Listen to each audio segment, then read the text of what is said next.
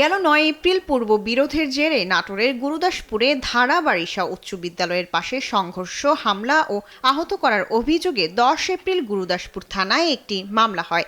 এ মামলায় একাধিক ব্যক্তির সঙ্গে ওই এলাকার শাহজাহান আলীর ছেলে মোহাম্মদ হোসেন নামের ৭ বছর বয়সী শিশুকেও আসামি হিসেবে উল্লেখ করা হয়। মামলার এজাহারে শিশুটির বয়স দেখানো হয় ২১ বছর, কিন্তু জন্ম নিবন্ধন অনুযায়ী তার জন্ম তারিখ ২০১৮ সালের ২৪ সেপ্টেম্বর। এমনকি ধারা বারিশা সরকারি প্রাথমিক বিদ্যালয় থেকে নিশ্চিত করা হয় যে শিশুটি ঘটনার সময় বিদ্যালয়ে উপস্থিত ছিলেন।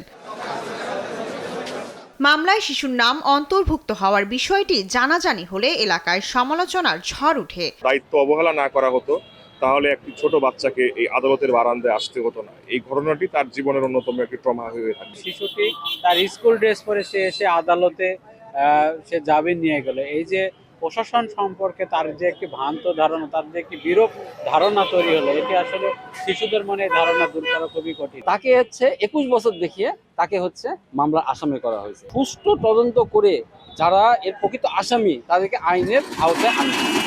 স্কুলে মারামারি হয়েছে, এই যে আমার এই বাচ্চা ছিল, ওই বাচ্চাকে ওই জন্য কেস দিছে। ম্যাডামের কাছে লেখাপড়া করতো, ম্যাডামের আছে, বয়স ৭ বছর হল।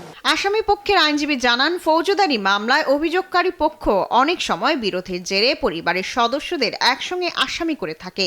তবে কোনো শিশুর নাম যুক্ত হলে তদন্তে বিষয়টি গুরুত্বের সঙ্গে যাচাই করা প্রয়োজন। প্রতিহিংসাবশত এই মামলার আসামি করেছে।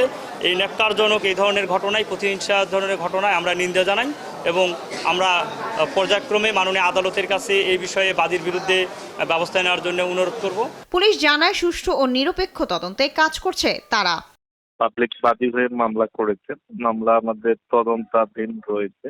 শিশু আইন অনুযায়ী আমরা যে তদন্তের যে বিষয়টি এবং নিরপেক্ষভাবে সুষ্ঠু তদন্ত যাতে হয় সেভাবে আমরা আমাদের আয়োগকে দিক নির্দেশনা প্রদান করছি। শায়লা খান, নিউজ ডেস্ক, দেশ টিভি।